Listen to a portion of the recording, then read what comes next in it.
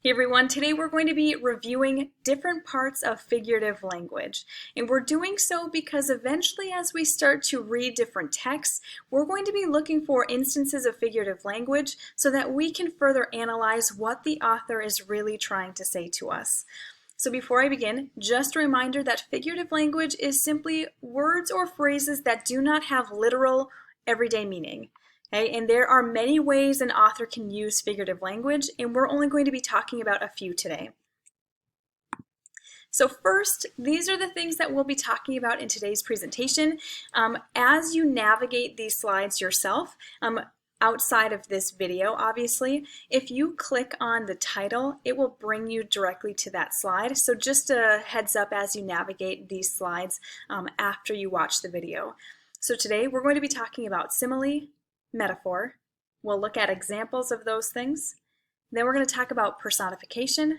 We'll look at another example, and then we'll end today by talking about hyperbole. So first, let's talk about simile.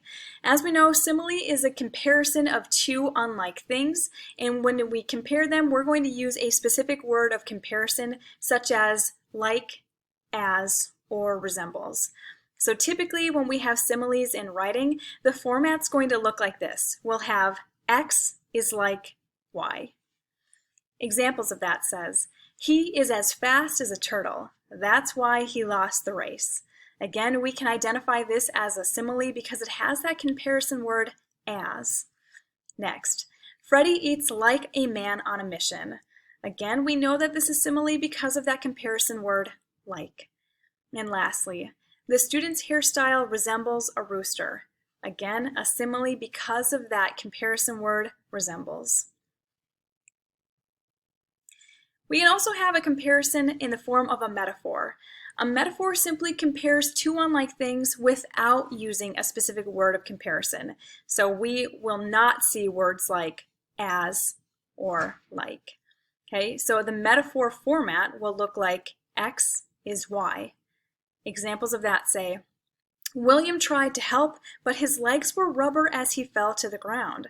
Again, we're comparing his legs being like rubber, but we're not using those words like or as. Another example states, Harold is a pig for eating so much.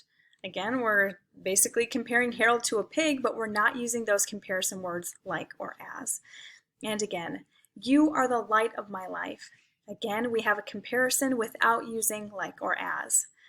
Just a reminder, metaphors can also be extended metaphors, which simply means a comparison that's developed over several lines of a poem. So in this next slide, I have an example of similes and metaphors in the Lighthouse poem. The poem says, the lighthouse, the guardian angel of the night, she shines her light for all the lost sailors passing by, her beam bright as the sun flashing through the night sky. The lighthouse, a soldier during the storm, standing tall, unafraid of the chaos, her light piercing through the storm like sharp knives. The lighthouse is the night owl of the day, sleeping and caused away until the night, her beam off the silent as a deer not wanting to be found. In this poem, we have several examples of both simile and metaphor. As you can see, our metaphors are the lighthouse, the guardian angel of the night. I'm comparing that lighthouse to something like a guardian angel, but I'm not using those words of comparison such as like or as. Next, the lighthouse, a soldier during the storms. Again, another comparison without using like or as. And lastly, the lighthouse is the night owl of the day. A comparison, but I'm not using like or as. Similes are as follows. Her beam bright as the sun. Again, a comparison, but I am using like or as. Her light piercing through the storm like sharp knives. Another comparison, using the word like. And lastly, her beam off as silent as a deer not wanting to be found. Again, another comparison using the word as. Okay, so this poem once again just shows you examples of similes and metaphors. The next type of figurative language that I want to talk to you about is personification. And personification is simply going to give human-like qualities to non-human things. Examples, the wind whispered through the trees. We know that wind cannot whisper, but we're using personification here. We're making it seem like a real human thing. Next, fear knocked on the door. Faith answered.